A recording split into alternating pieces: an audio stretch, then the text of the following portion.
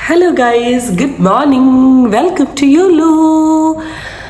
Okay, I'm back with another topic. അപ്പോൾ ഇന്നത്തെ വിഷയത്തിലോട്ട് കടക്കുന്നതിന് മുമ്പ് ഞാൻ 2 ക്ലിപ്പിംഗ്സ് കാണിക്കാം കേട്ടോ. This is clipping number 1. എന്തോ ഒരു വിശേഷം ഉണ്ട്. കല്യാണത്തിന്റെ വിശേഷങ്ങളൊക്കെ ഉണ്ടായിരുന്നു. കല്യാണം കഴിഞ്ഞായിരുന്നോ? പുള്ളി എവിടെയാണ് താമസിക്കുന്നതൊക്കെ? ആള് വർക്ക് ദുബായിലാണ്. അപ്പം വിവാഹത്തിന് ആദ്യമേ ഒരു പ്രായം കുറഞ്ഞ ആളാന്ന് കേട്ടു. സത്യമാണോ? എത്ര വയസ്സുണ്ട് പുള്ളിക്ക്? 26. And this is clipping number 2. ഞാൻ കല്യാണം കഴിച്ചെന്ന് ഒരിക്കലും ഞാൻ പറഞ്ഞിട്ടില്ല. വേറെ കുറേ ചാനൽ ആര് എടുത്തിട്ടതാണ്. സത്യത്തിൽ എനിക്ക് പറയാനുള്ളത് ഞാൻ കല്യാണമേ കഴിച്ചിട്ടില്ല. ഒന്നാമത്തെ കാര്യം ഞാൻ കല്യാണം കഴിച്ചിട്ടില്ല. Okay, coming back to the topic എന്താണെന്ന് വെച്ചാൽ Shajida one of the famous YouTuber ആണ്. പുള്ളിക്കാരി കല്യാണം കഴിച്ചു, 4 കുട്ടികളുണ്ട്, 4 or 5 കുട്ടികളും ഉണ്ട്. അതിനുശേഷം ഹസ്ബൻഡ് സൂയിസൈഡ് ചെയ്ത് മരിച്ചു. ദെൻ പുള്ളിക്കാരി ഒരു യൂട്യൂബ് ചാനൽ തുടങ്ങി. ഹസ്ബൻഡിന്റെ മരണവുമായി റിലേറ്റ് ചെയ്തൊരു കണ്ടന്റ് ഉണ്ട്. ആ കണ്ടന്റ് ആയിരുന്നു പുള്ളിക്കാരിയുടെ ഫസ്റ്റ് വൈറൽ വീഡിയോ. അതിനുശേഷം യൂട്യൂബ് അത്യാവശ്യം റീച്ചായി. അപ്പോൾ ഹസ്ബൻഡ് മരിച്ച് കുറച്ച് സമയമായിട്ടേ ഉള്ളൂ. അപ്പോഴേക്ക് പുള്ളിക്കാരി ഒരു സെക്കൻഡ് മാരേജ് ചെയ്യുന്നതിനെ കുറിച്ച് പറഞ്ഞു.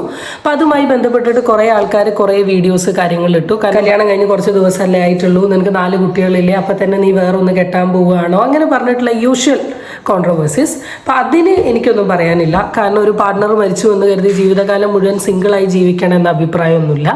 പാർട്ട്ണർ മരിച്ചതെന്താ, മരിച്ച കാരണം എന്താ, അതൊന്നും എനിക്കറിയില്ല. പക്ഷേ every individual is having the right to choose their partner.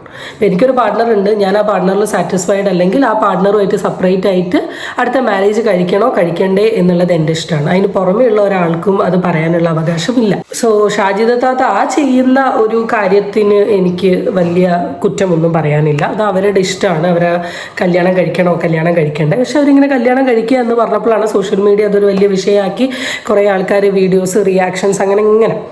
അപ്പം ഞാൻ പറയാൻ വന്നത് അതൊന്നുമല്ല. ഞാൻ പറയാൻ വന്ന കാര്യം എന്താണെന്ന് വെച്ചാൽ, നേരത്തെ കണ്ട 2 വീഡിയോ കണ്ടാൽ നിങ്ങൾക്കറിയാം. താത്ത ഒരു സ്ഥലത്ത് ഒന്ന്, ഇപ്പുറത്തെ സ്ഥലത്ത് ഒന്ന്. എന്ത് കളിയായി ഈ താത്ത കളിക്കുന്നതെന്ന് എനിക്കറിയില്ല. ആദ്യം താത്ത വന്നിട്ട് പറഞ്ഞു എൻ്റെ കല്യാണം കഴിഞ്ഞു എന്നൊക്കെ പറഞ്ഞിട്ട് മാലയൊക്കെ കാണിച്ചു തന്ന്. രണ്ടാമത് ഈ താത്ത വന്നിട്ട് പറയും എൻ്റെ കല്യാണം കഴിഞ്ഞില്ല എന്ന്. ആൻഡ് ഇതിന് താത്ത പറഞ്ഞൊരു ന്യായീകരണമുണ്ട്, അതാണിത്. പിന്നെ കല്യാണം കഴിച്ചു എന്ന് പറയാനുള്ള സാഹചര്യം എനിക്ക് ഒരുപാട് എന്താ പറയുക ശല്യങ്ങളുണ്ടായിരുന്നു. കാരണം എനിക്ക് സോഷ്യൽ മീഡിയയിൽ ഞാൻ എൻ്റെ നമ്പറും കാര്യങ്ങളൊക്കെ കൊടുത്തതിന് ശേഷം കല്യാണം കഴിക്കണം പറഞ്ഞിട്ട് ഒരുപാട് ശല്യങ്ങൾ എനിക്ക് വന്നിട്ടുണ്ടായിരുന്നു. കോൾസും കാര്യങ്ങളും എത്ര പറഞ്ഞിട്ടും മനസ്സിലാവാത്ത കുറച്ച് പേരുണ്ടായിരുന്നു. അപ്പോൾ എനിക്ക് അവർക്കൊരു പിന്നെ ഒരുപാട് പേര് കല്യാണത്തിനെ പറ്റിയിട്ട് ഇങ്ങനെ പറയുമ്പോൾ ഒരു ഫുൾ സ്റ്റോപ്പ് അതിന് വെക്കണം എന്ന് വെച്ചിട്ടാണ് ഞാൻ ഈ കല്യാണത്തിന്റെ കാര്യം പറഞ്ഞത്. അല്ലാണ്ട് ഞാൻ കല്യാണം കഴിച്ചിട്ട്. Oh my God, what a bullshit.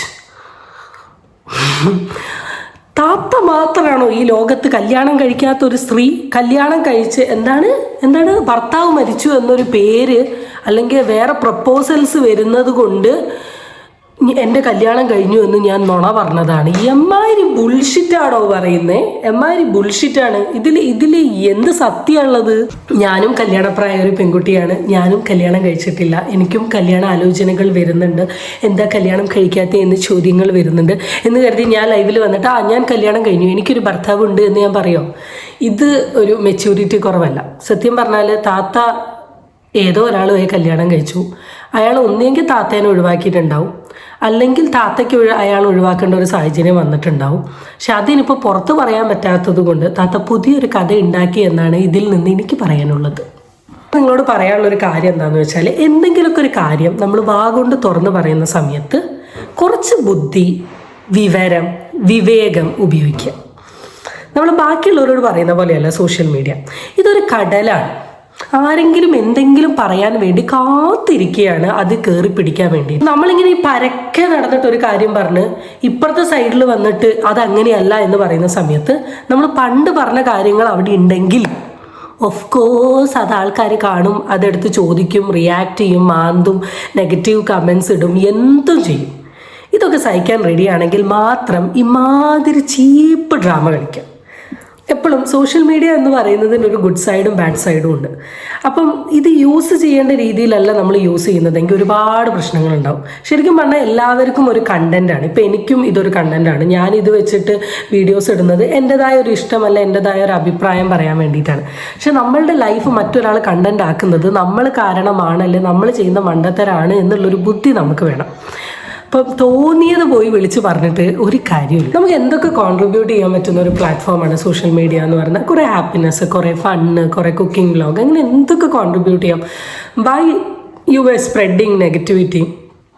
ഒരു കാര്യം പറയുന്നു, അത് മാറ്റി പറയുന്നു, that's not good. I believe that's not right. So just try to understand this. Back ചാനലിൽ കുറേ സ്റ്റോറീസ് അല്ലെ കുറേ കാര്യങ്ങൾ പറയുന്നുണ്ട്.